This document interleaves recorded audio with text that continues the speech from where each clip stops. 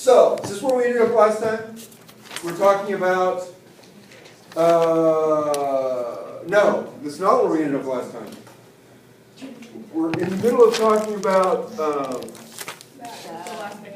yeah, so we're talking about formation of the ketone bodies, right? So we talked about the coupling of two acetyl-CoAs to make acetoacetyl-CoA, and then bringing in a third CoA in a reaction that was very much like what other reaction? Citrate synthase reaction, right? It's very much analogous to the citrate synthase reaction. So the HMG-CoA synthase reaction, we get the beta-hydroxy, beta-methyl, 1, 2, 3, 4, 5 dicarboxylic acid glutarryl CoA, right? And then the lyase, sort of, right? We added a carbanion across the carbonyl to create that new bond. The lyase takes this other group and has it leave as a carbanion in an elimination reaction, recreating an acetyl-CoA, giving us acetoacetate. Okay, that's where we were on Wednesday, right? So, what's the problem with leaving it as acetoacetate? And what does it tend to do? Spontaneously decarboxylate. And if it spontaneously decarboxylates, what do you get? Acetone. Acetone, right? Which is the chemical smell associated with the breath of people who are suffering from metabolic ketoacidosis, right? Okay, so that's where we were on Wednesday.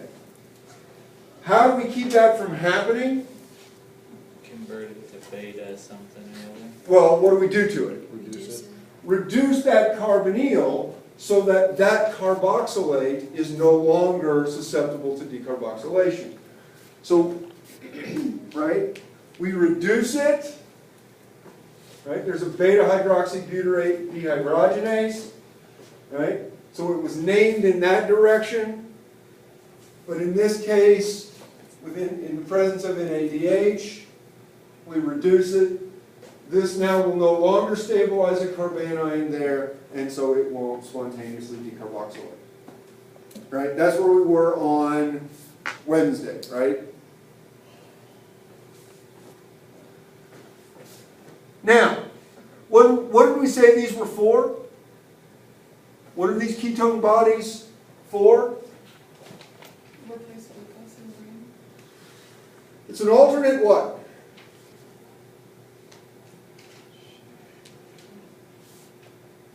Alternate what? It's an alternate sugar, right?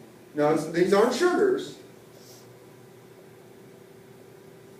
Metabolic pathway? No. Is it an alternate to glucose? So an alternate as what? To maintain the blood glucose? Yeah, you guys are making it way too complicated. An To alternate. carbs? And what are carbs? Energy? An energy source, right? So this is an alternate energy source. It's a way that the liver can deliver carbon from fatty acids to tissues that don't usually use fatty acids preferentially. Especially what set of tissues? The brain, right? So, right, it creates an alternate energy source during periods of starvation.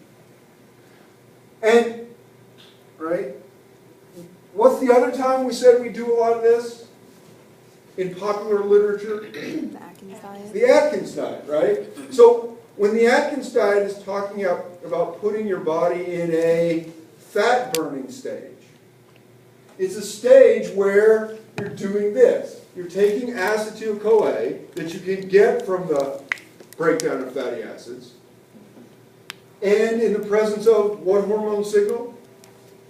Insulin. Glucagon. Okay, we've come We down. knew it. Yeah, that was a painful step over the fence because we came down right on top of it. Okay, the two people who most strongly said insulin are now the most strongly saying glucagon. Low We insulin. trust them. Low insulin, high glucagon. Low insulin, high glucagon. Yeah. Are we sure? Yes. We're going to go with that answer. Yes. Okay. Yeah. So, right? So high glucagon, right? Starvation, low blood sugar, providing an alternate energy source to sugar, right? So when we do this, right, we're breaking down fatty acids, right? That's the point in the Atkins diet, is you're making a lot of this stuff. But even if you're not using it, where does that end up if it's not used effectively? Urine? Where? Urine? It's not mine. Pee.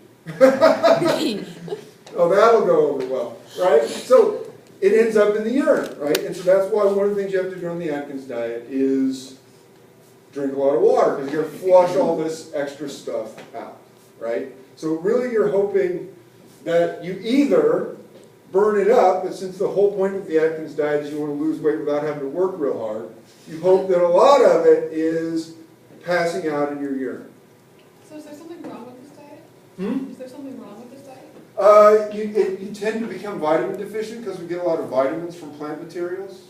And so since you almost completely avoid vegetables, it's one of the like the modifications, like the Mediterranean diet, do replace some vegetables. But the strict Atkins, vegetables are actually fairly high in carbohydrates. So in the strict Atkins diet, you eat meat and with a side of bacon, and right, and butter for dessert. I mean, it's So can you do the diet and then take vitamins and be yes, okay? yes. So why does it work better for men? I don't know. I don't think anybody really knows what the subtle metabolic difference is. I have a feeling it's probably related to the way the differences in the sexually related hormones affect metabolism, right? So the people who did that diet, did they ever get the ketoacidosis if they didn't drink enough water? Yes. I mean, to the point where does their breath smell funny? Yes, it can. That's one of the comments, especially from spouses of people on the Atkins diet, is they have weird breath. Their sweat smells funny because your sweat glands are actually like little kidney nephrons. And so, did you know that? No. Does it make you feel better about sweating? No. It's No. yeah, they work the same way. So, yeah, that's kind of gross. But anyway, yeah, so, yeah, your sweat smells funny? Yeah. So yes, they can get ketoacidosis. They don't have the problems because their blood sugar's not dropping at the same time. Okay. Because they're also providing enough protein, their liver can use that protein as a source for gluconeogenesis. So blood sugar levels are relatively stable. Okay. So what's actually happening during ketoacidosis? What's actually happening during ketoacidosis? Yeah. You mean that makes people sick, or? Yeah. Well, you got a couple of things, and I will admit this is. I get fuzzy on these details, these medical details. So during ketoacidosis, one, you're creating a lot of acids. So what's happening? Yeah, the pH of the blood starts to drop, and you can actually compromise the blood's buffering system, right? You can put in so much that the blood's buffering system becomes ineffective or less effective, and you can actually affect transport processes, hemoglobin properties, right? You know, we got the whole Bohr effect, right? So you can affect hemoglobin's properties. All kinds of stuff can be affected by the changing pH. But with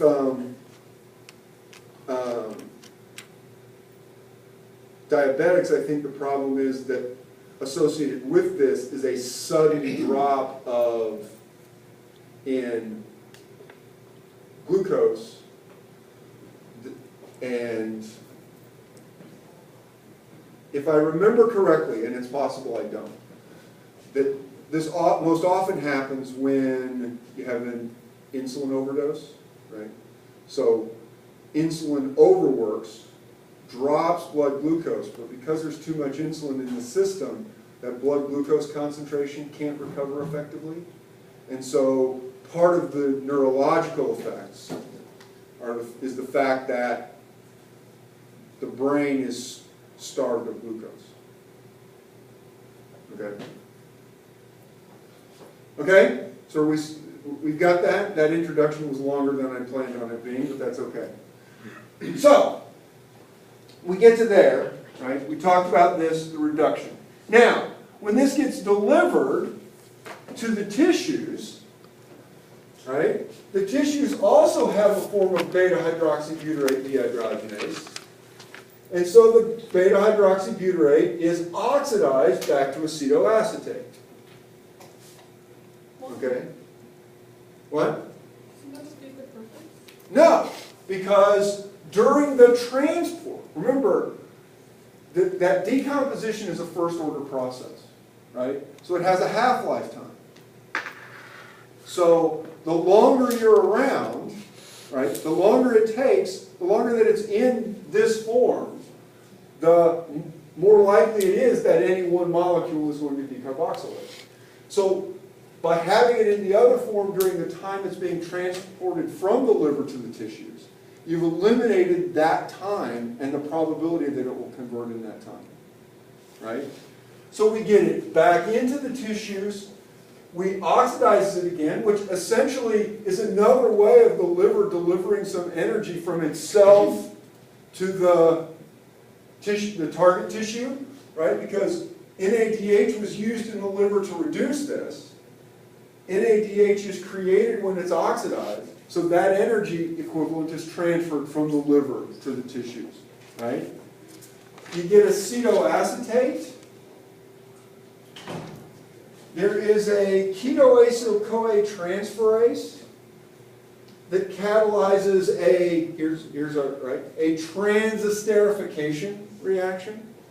Oh my god, that was organic by organic paper. Right? Or an acyl transfer, so that the CoA from succinyl-CoA is transferred to the acetoacetyl-CoA, which puts us right back. That's what this looks like on the last step of beta oxidation. Thiolase comes in, you get 2-acetyl-CoA, which can enter the citric acid cycle in the target tissue. Right? So we deliver those two carbons in an easily metabolizable form to the target tissue. Now, we know that the citric acid cycle is effective and it is efficient at creating NADH and ATP, but what's the downside of running everything through the citric acid cycle? No. You can deplete your intermediates. No. Glycolysis versus having to go through the citric acid cycle. What's the advantage of glycolysis? 2 ATP. Well, but only 2. Yeah. But NADH. what about making those 2?